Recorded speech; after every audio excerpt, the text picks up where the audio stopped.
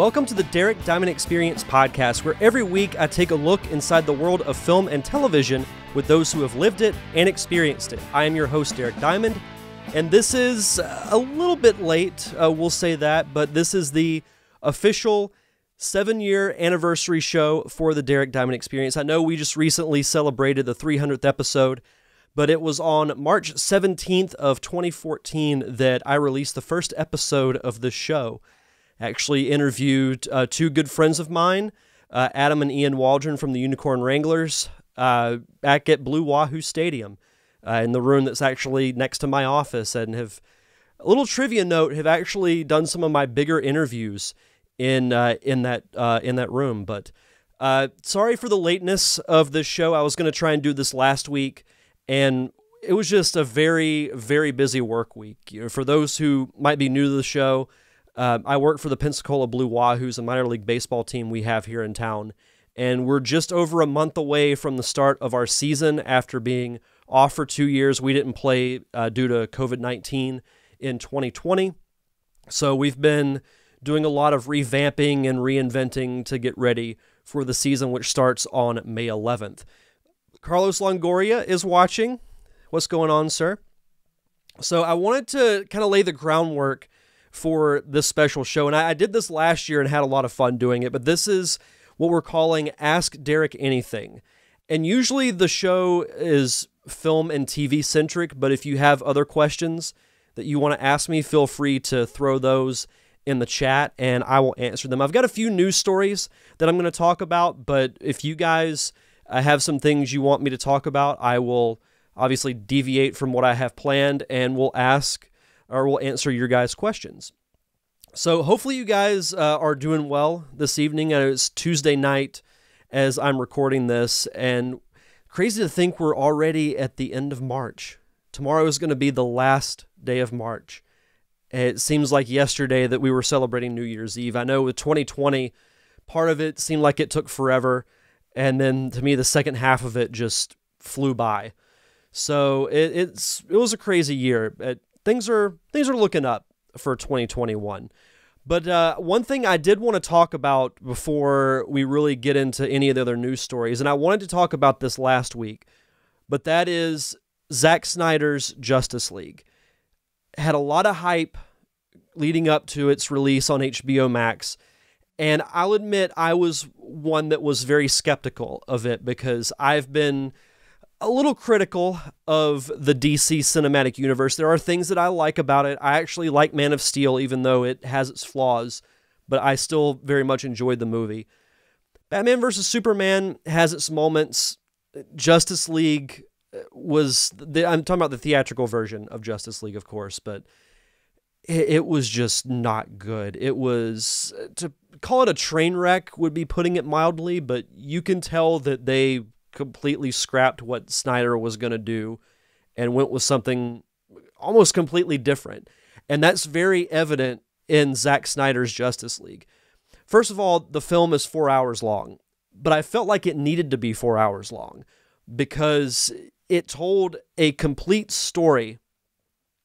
And I'll get to your question in a second, Carlos. That's actually really funny. It needed the 4 hours to tell its story. And it's very different than what Joss Whedon put out with his version of Justice League. There are moments that are shared between the two, like Superman fighting the Justice League after he's resurrected. But other than that, it feels like a very different movie. And Carlos says, I like Snyder Cut a lot more than the theatrical release. I had to watch it in segments, or I should say Samantha, my fiance, and I, we watched it in 2 segments. We watched the first half of it that Friday after it came out, and then we watched the second half of it on Saturday morning. And after doing that, it felt like we watched 2 movies in one, but you can break it up. The cool thing about the movie is that it's broken up into chapters. So you have, part 1 that takes, like, say, 20 minutes or so. Then we go to part 2 that takes 20 to 25 minutes. So it's a nice way to break up the 4-hour runtime. And I know that now the hashtag Restore the Snyderverse movement is going on, and it's been affecting reviews of Godzilla vs. Kong, which is coming out this week. I think that's a little much, and it really goes into toxic fandom, which I really don't like. You know, I get being passionate about things that you enjoy. I'm passionate about Star Wars. I'm passionate about the Marvel Cinematic Universe.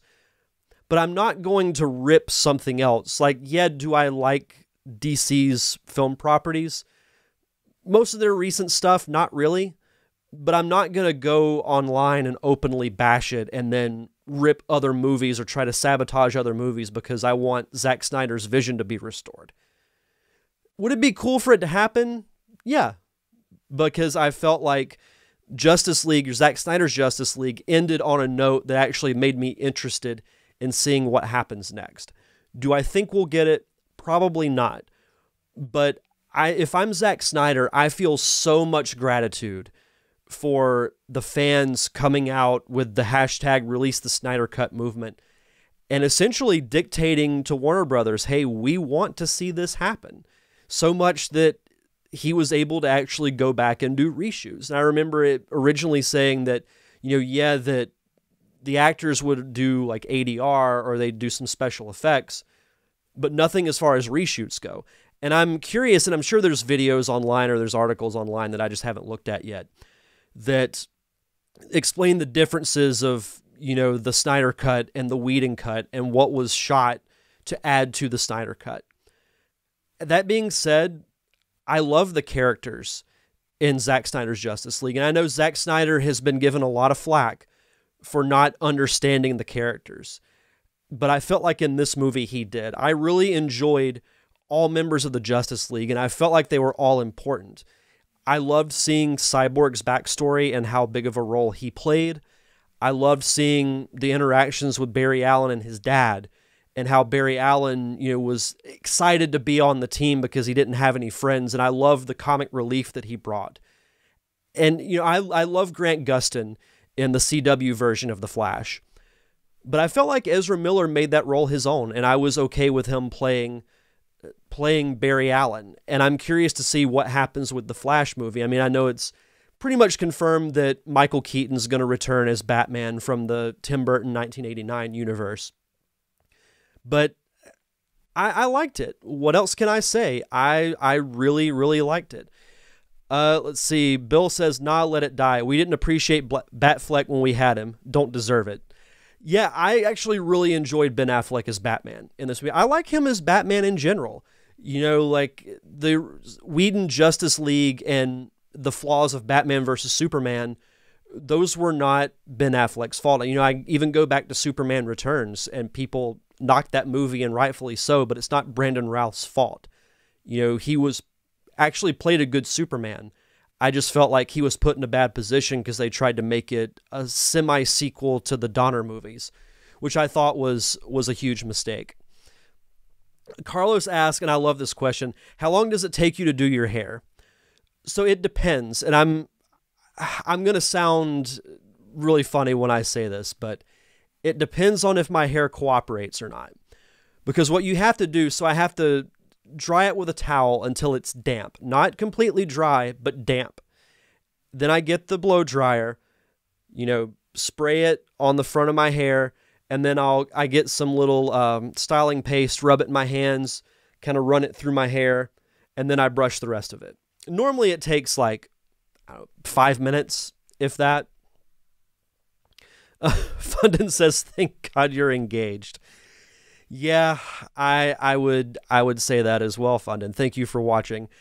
Carlos says, yeah, he took snack breaks and potty breaks for the Snyder Cut. Yeah, I did pretty much the same thing. We did a couple of snack breaks too. Carlos says, only part I didn't care for about The Flash was his rambling at the end during the time travel. Seemed a little forced to me. Bill says, poof, Fun Man, that's the superhero movie we need. An Eric Fundin movie would be amazing. I'm not going to lie. I would actually really like to see that happen. But yeah, I very much enjoyed the Snyder Cut. I don't know if I'll watch it again as far as from start to finish, but I'd watch parts of it again. Yeah, there wasn't really anything. Well, I'll say this. There were two things that I did not like about the movie. One, some of the CG looked really bad. I can't remember his name, but Darkseid's henchman that would, his apparatus would come out of that metal tower thingy and talk with Steppenwolf. And then when he would dissolve back into it, that looked really bad. And to me, that was no excuse as to why it looked that bad. But the second thing, and I might get flack for this because I know he has his fans, but after seeing his appearance at the end of the movie, you gotta move on from Jared Leto as the Joker. To me, it was like he was doing a poor man's imitation of the Heath Ledger Joker. And from the very moment that you heard his laugh, I was like, nope, not a fan. I did not like it at all. Like, if you were to make a list of Jokers, he would be at the bottom of it. Like, it was just, to me, it was unnecessary. It took me out of the movie. And Carlos, granny goodness, didn't have any lines. No, she did not. She did not. But go watch it.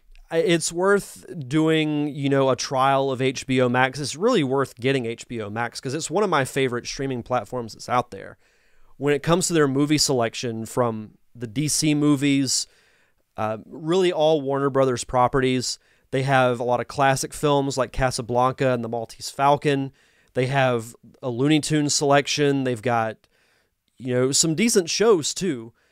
It's definitely up there, and we've been really living by the streaming platforms for a while. We're, doing a trial of Paramount Plus, and that's got a lot of good stuff on it. Its movie selection is okay, but the show selection is really cool, especially if you're a 90s kid, because they have most of the classic Nickelodeon cartoons like Rocko's Modern Life, Doug, All Real Monsters. They have all that, Kenan and Kel.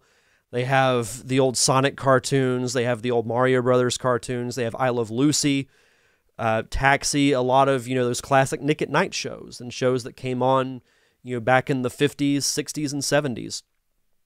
Carlos says, I bought HBO Max just to watch this movie.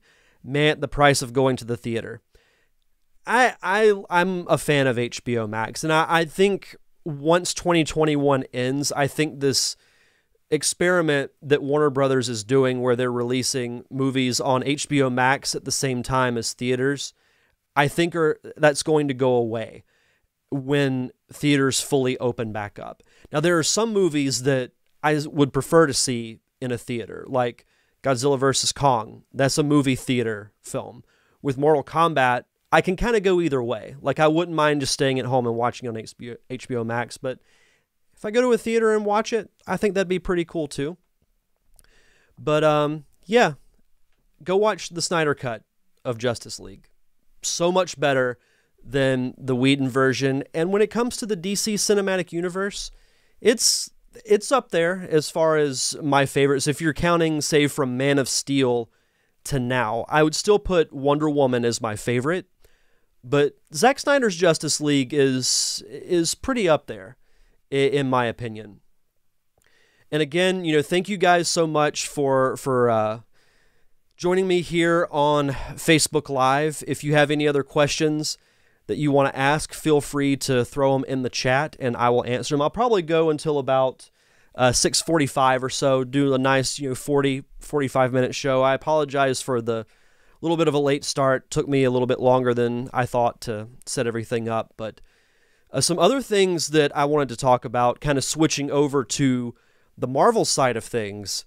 And this broke exactly a week ago today, and I was going to save this, but I really wanted to talk about it because it's been teased for quite a while. But this is from The Hollywood Reporter.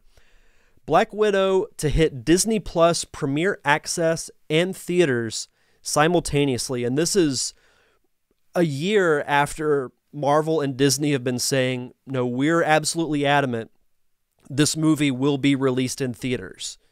But it's been delayed, because it was supposed to come out in May of last year. And then it was pushed back to, I think, like October. It might have been towards the end of the summer. And then it was pushed back to May of this year. And it has been delayed again, which I think will be the final time. But it says here, in its biggest pandemic-related streaming move yet, Disney has opted to make Marvel Studios' Black Widow available on Disney Plus Premier Access at the same time it hits theaters. Ditto for Cruella, another big-budget tentpole. Black Widow is now slated for July 9th, moving back from its previous May 7th date. It will be available to Disney Plus subscribers for an additional $30, which they've also done for Mulan and Raya and the Last Dragon. My thing with that is, if you're going to pay $30, you might as well go to a theater and watch it, because you're going to spend that same amount on a ticket, a bucket of popcorn, and a drink. So if you're, like, if it were free on Disney Plus, it would be one thing. But if you're going to pay an extra $30, if you're someone, you know, like me, who's in a relationship, but it's just the two of us, will we spend a little bit more than that? Possibly. But we also have AMC A-list subscriptions, so we wouldn't be paying for tickets. But say, for example, if you're, you know, a husband, wife, and you have 2 kids, yeah, you would probably save money watching it at home. You could get some popcorn from the store, you can get some candy, and you can make it a family night in and watch Black Widow. Or if you're, you know, say me, who's just in a relationship, yeah, we'll probably go to the theater to watch it if I had to guess.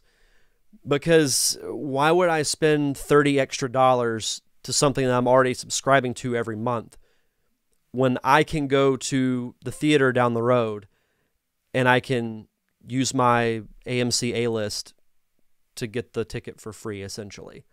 So it depends on what situation you're in, but I'm not surprised by this. I'm surprised that it took this long. And I'm not surprised it was delayed again, because I think when July hits, things will be better when it comes to more people being vaccinated. More people will be able to go to a theater, because theaters here are still doing limited capacity. I think it'll be a little more lax by that point. You know, we're 4 months away, and I know that, you know, Joe Biden wants, you know, everyone to be able to get vaccines before May 1st, and here in Florida, you'll be able to get it, you know, in a week. So I think things will be much better by July, personally. At least I hope so. And let's see. Bill, are you down to repay the awesome audio work on Parker Syndrome? Sure. Yeah, just shoot me a message and we'll chat about it. Let's see. I hate this new Facebook Live thing where I can't scroll up and see your guys' questions. Bill, I was just talking about this release. I'm over it. She's dead. I know how it ends. That's fantastic. Yeah, the $30 is for just watching that movie. Like, you still have to pay your normal, you know, whatever Disney Plus is right now. But you have to pay an extra $30 if you want to watch Black Widow. Yeah, he says, I can't justify paying $30 more money for one movie. And then Bill, yeah, the $30 they are charging is stupid. Who's paying $30 when all you got to do is wait? Yeah, I mean, that's true. Carlos also says, yeah, I'll just wait. I'm glad I didn't spend my hard-earned money on Mulan. I was disappointed. Not disappointed, underwhelmed. I've heard that about the new Mulan. I still haven't watched it yet. But I'll check it out eventually, but I'm not dying to see it, if that makes any sense. Just because my issue with it, and this is, again, from what I've heard, I haven't seen it yet, but yeah, they wanted to make the story more serious, but Mulan still has an animal companion, because like a phoenix shows up or something. You can still have Mushu in the movie. You can just make him less comical. I don't understand why they had to completely get rid of that character, because he was arguably the most popular character in that whole movie. So I don't understand why you would just get rid of him. But I've heard much more negative about that movie than I have positive. But I'm going to try and pull up this video feed here so I can, because I know I think I missed a question that somebody asked, because I don't understand why it does that. Let's see. Pull up the video here. Come on. Again, we are live, people. And I'm not going to edit this out, by the way. Mute that so I'm not playing myself. Oh, Fundin is working title for his movie. I was really effed up and ... Love it. The Eric Fundin story. I'm telling you, I would love to see that happen. He's got so many interesting stories. It's great. Yeah, Carlos says, I didn't like the Phoenix. It was there, but it did nothing. And Bill says, no Eddie Murphy laugh, no movie. Totally agree. Totally agree. Let's move on to some Star Wars news. I have been excited about this since they announced it. I was excited when they announced that this was originally going to be a movie. And that is, they announced the full cast for the Obi-Wan Kenobi series, which actually starts shooting next month and will be released, I'm assuming, in 2022. Obi-Wan has been, since I was a kid, my favorite Star Wars character. Him and R2-D2. Even going back to Alec Guinness' version of Obi-Wan, I loved the old wizard mentor character. I loved that he was able to stay, like he was able to retain his consciousness by being a Force ghost and was still there for Luke when he needed him. And obviously, when the prequels came out, I was excited that he was going to play more of a role. And Ewan McGregor's portrayal of Obi-Wan was, to me, the best acting of the entire prequels.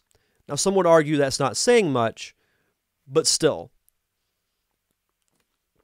He was the highlight of the whole prequels to me, and I'm glad that they've been taking their time with this. And am I anticipating it? Yes. Do I want to watch it now? Yes. But the difference between this and The Mandalorian, when The Mandalorian came out, no one really knew what to expect because it was a new character. Really an entire cast of new characters that we had never seen before. So the expectations weren't there. You go in with a clean slate and you don't have too much to worry about. I mean, you're hoping that it goes well, but that was where the sequel trilogy, I think, failed to meet expectations. And I don't want to get into fan theories and the toxic fandom of Star Wars fans throughout the release of those recent movies.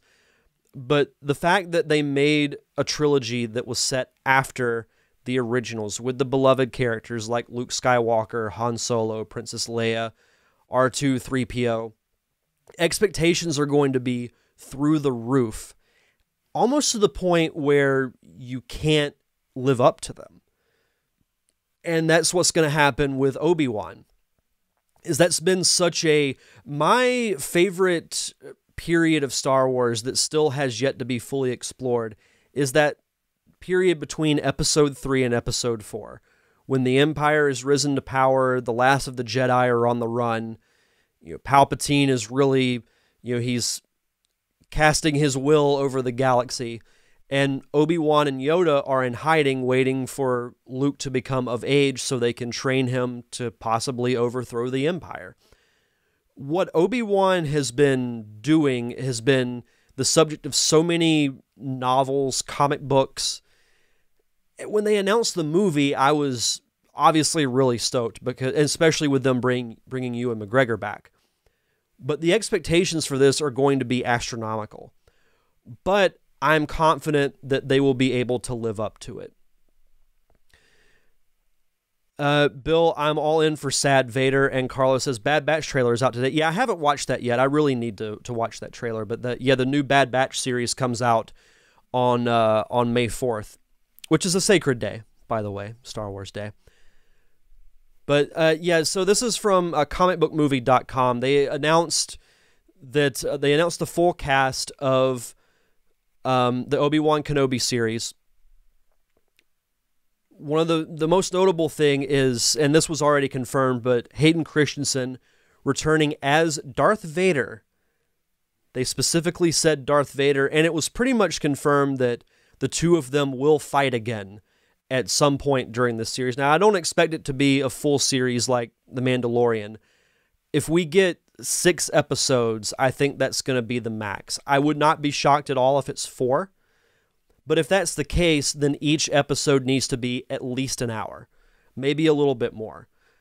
Maybe it can be like the Sherlock series on BBC, where it might be 4 episodes, but each one is an hour 15, hour and 20. So each one is like a movie in a way. But I'm very curious to see what the storyline is. I mean, there's so many cool avenues that they can go through with this. You know, you can do something involving the Hutts, because we've seen glimpses of, the gang scene in Tatooine, but it hasn't been fully explored yet. You can have cameos by, Boba Fett. You can have cameos by, IG-88, Bosk, Dengar, because this takes place 10 years after Revenge of the Sith. So Boba Fett, I'm not sure how old he would be by that point. He might be in his early to mid-20s by that point. So, I mean, you might be able to do a little something with Boba Fett.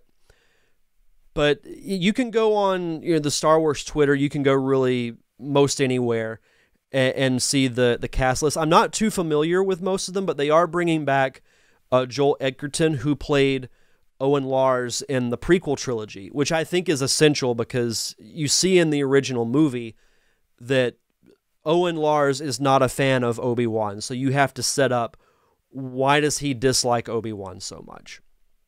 There's a lot they could do with it. Bill says, you just got to accept Last Jedi is bad. Anyone excited for Obi-Wan, look up The Last of the Jedi series by Jude Watson. I'll need to look that up.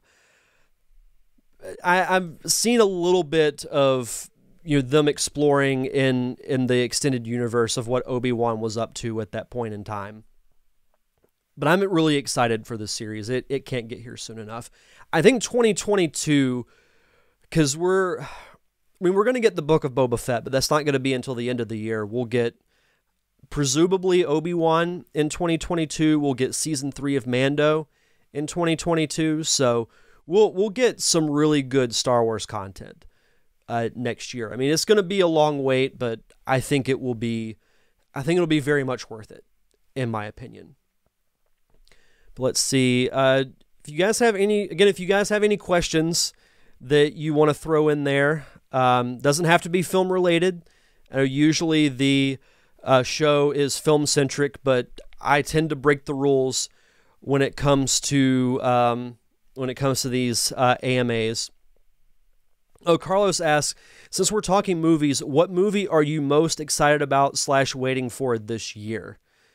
Let me pull up a list of movies that are coming out in 2021. I can tell you one that I'm excited for right off the bat, and that is what's coming out as I'm recording this tomorrow, Godzilla vs. Kong. And I know that it's getting, I don't want to say destroyed, but kind words are not being said about it by critics. Sorry, I'm choking on my own spit.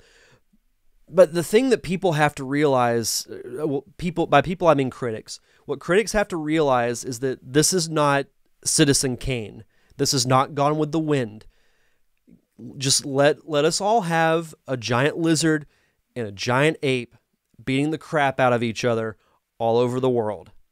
That's all we need. I understand that you have to have the human element, you have to have a human storyline that's in it, but what people are going for is to watch 2 iconic movie monsters that have been around for almost 100 years beat the crap out of each other. I think it looks fun, and I'm not reading any of the reviews. I'm going in with an open mind. I'm going to expect a fun popcorn, fun action movie. I guess popcorn flick would be the correct term for it. But let's see. Yeah, that's the one that off the top of my head I'm really excited about. But let's see here. Full movie release dates. I mean, Black Widow I'm looking forward to. Am I dying to see it? No, but it could offer some cool little nuggets to the MCU.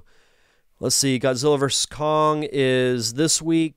Mortal Kombat, which comes out April 16th. I'm looking forward to that because I love the video game. I think the original Mortal Kombat movie, not the abomination that is Annihilation. Try and say that 5 times fast. But this new Mortal Kombat, I think, looks fun. It looks like a Mortal Kombat movie should. I'm really looking forward to that. Cruella, I think, could be interesting. I think Emma Stone is a good choice to play Cruella. Let's see what else we got here.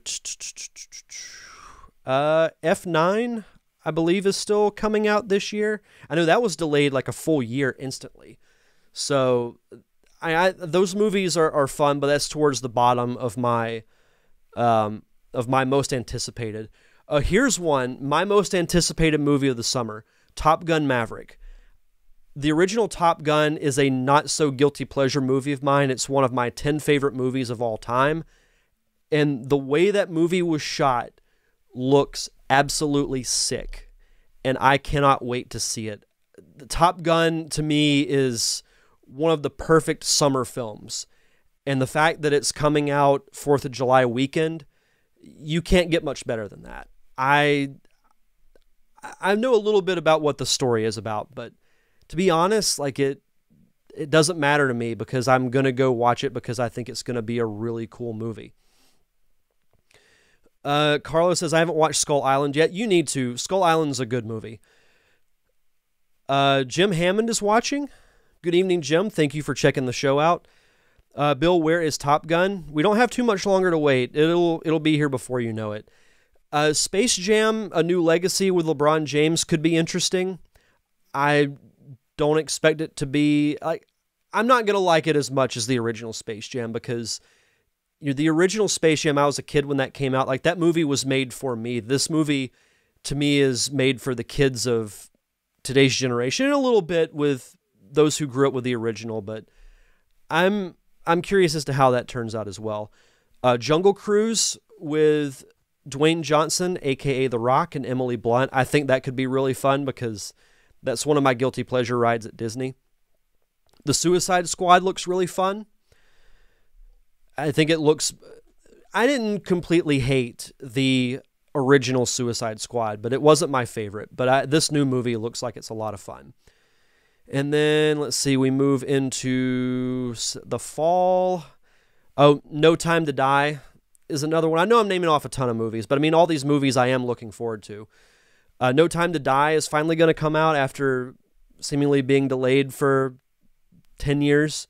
Halloween Kills, excited to see that. I liked the 2018 version that came out, bringing back Jamie Lee Curtis. But I can't forget this, Ghostbusters Afterlife, coming out in November finally. That's another one that's been delayed for quite a while because of COVID. But if I have to pick two, I'll give you two. If it still comes out in 2021, I will say Spider-Man No Way Home. I love Tom Holland as Spider-Man. I think the first two movies starring him were great. What they could potentially do with bringing in the multiverse and essentially doing a live-action Spider-Verse, I feel like if they bring in Alfred Molina's Doc Ock, which is going to happen, if they bring in Jamie Lee Foxx's Electro, how can you not bring back Andrew Garfield and Tobey Maguire? And that will be such a geek out moment for me because one of my most vivid movie theater memories is going to see the original Tobey Maguire Spider-Man on opening day. My uncle came from Pace to my high school to pick me up, and we drove all the way to Pensacola at the old Rave Motion Pictures on W Street when it was the Rave. It had just opened, and the theater was packed, but we found two seats in the top right corner of the room. And I was sucked in because I felt like the comic book and the cartoon had come to life. And it's still to this day one of my favorite movie theater moments in my lifetime. So that would be one. And then the other, I mean, it's really tough because there are some good movies coming out. Ghostbusters Afterlife I'm really looking forward to. But if I had to pick another one, I would probably say Top Gun. Because I loved the movie as a kid. I still love it to this day. It's one of my all-time favorite movies. I cannot wait to watch Top Gun Maverick in IMAX. It's going to be awesome. I cannot wait. Let's see. Oh, I actually love this question. Jim Hammond asked, how are you feeling as an engaged man? We are so happy for you. And he says, I have a friend whose daughter is in Jungle Cruise. That's awesome. I love it. I love being engaged. It's funny because you never know how life is going to work out, because this time last year, I wasn't seeing anyone and I wasn't really looking to. And then Samantha re-entered my life in May. We started dating in June, and now we're set to get married next year, and I couldn't be happier. It's like that saying, you know you found the one because you just know. And I know that I've found the one, and I'm extremely happy. I look forward to, coming home from work every day to see her in our chocolate lab. I look forward to the little moments like sitting on the couch and watching TV. Even the, other moments like going out to dinner, going to watch a movie, even going grocery shopping. Little moments like that, I look forward to. So I'm very happy to be engaged, and I can't wait for us to get married. It's going to be great. I'm really excited. Carlos says he likes the 2018 Halloween. Yeah, I thought it was better, honestly, than most of the sequels that came out. And he hopes Afterlife is decent. I've got good expectations for it. I feel like the original cast wouldn't be coming back if it wasn't worth it. So I'm excited for it. And he says live action Spider-Verse will be great. And is No Way Home, or Bill asks, is No Way Home a Secret Wars setup? It very well could be. I know the Russo brothers said they wanted to adapt Secret Wars. So that could be the next big, like Avengers team up. We could be getting Avengers Secret Wars. I think that's a great direction to go in. And I will say this. I was very skeptical of what was going to happen with the Marvel Cinematic Universe after Endgame. Because how do you top it? It was a 11-year event that built up to this movie that was it was more than just going to a movie. It was an event that you had to experience. And how do you top that? And we've talked on this show, on Nerd Cave Retro, and other shows I've done. Can Marvel, we talk about, can DC do what Marvel's done? Can Marvel do what Marvel's done again? How do you repeat that? But after watching WandaVision and what I've seen of Falcon and Winter Soldier, I'm actually very excited for the future of the MCU. Because we'll have, and it's going to take a while, but we're going to have the X-Men come in. We're going to have the Fantastic Four come in. And I know a lot of people were upset that the X-Men didn't come of WandaVision. We didn't see Reed Richards. But that's okay. Just because it didn't happen now doesn't mean it's not going to happen later. So I just think you have to be patient with how things went. Jim says, keep up the great work. See you at the ballpark. And I loved WandaVision. Thanks for dropping in, Jim. Love the question. But yeah, Jim's great. He and I go way back. But that's going to about do it for the topics. We've been going about 40 minutes or so, and it's right around 6:45. Again, I apologize for the late start, but it took a little bit longer than I thought to get everything set up. But this was a lot of fun, and I apologize again for this being a week late. But it's been a really good 7 years of podcasting, and can't wait to keep doing it. Next thing you know, it's going to be the 10-year mark, and then I'm really going to feel old. But I'm excited for 2021. We've hit 300 episodes, hit 7 years. We've got Pensacon coming up. Hope to get some good content out of that and leading up to it. Crazy thing is, and as far as a personal milestone, is I'll be turning 35 this year, which, as you get older, the milestone birthdays are, few and far between, because when you're a kid, you're like, oh, I turned 10. I turned 13, so I'm a teenager now. I turned 16, I can drive. I turned 18, I'm an adult. I turned 21, I can buy alcohol.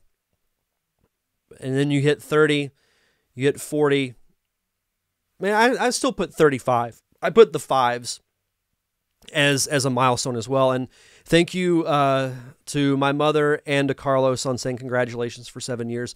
I've loved doing this. I love doing this show. I love doing Nerd Cave Retro. I love interacting with you guys every week, and can't wait to keep doing it more. But in closing, I just want to say that if you guys want to follow the show on social media, you're obviously watching this on Facebook Live, but I'm also on Twitter and Instagram at DDiamondPodcast. If you want to subscribe to the show, I'm on most podcast services that you can get for free, like Apple Podcast, Stitcher, Spotify, now on Amazon Music. So that's really cool. So if you're an Amazon Music subscriber, you can find the podcast there. The shows are also on YouTube. If you prefer watching the video versions, they're also dropped here directly on Facebook as well. So you can check that out there. I'm also on Patreon at patreon.com/DDiamondPodcast. Also added some new perks to the Patreon. If you want to vote on the monthly top 5 discussions, you have the opportunity to do that for just as little as $3 a month. So if you want to head over to patreon.com/DDiamondPodcast to do that, some new perks are added as well. This includes, access to bonus episodes. If you subscribe to the $5 level, you get a digital copy of the Parker Syndrome, as well as another script that I'm writing that I hope to shoot later on this year, maybe around late summer, early fall, because I know things are going to get crazy with baseball starting in May. And I'll say this, and I hope to not do this, but I'll just let you, the audience, know there is a possibility that I'll have to either do live shows like this or potentially go in the vault and re-release some old episodes that, haven't been heard in quite a long time, because I still look at this show as two different eras. Like there's the film era from 2019 to now, and then there's 2014 to 2018, where the show was more of a variety show. But I did some really good film-related topics there as well that I know the newer audience haven't really heard. So that could happen in May, because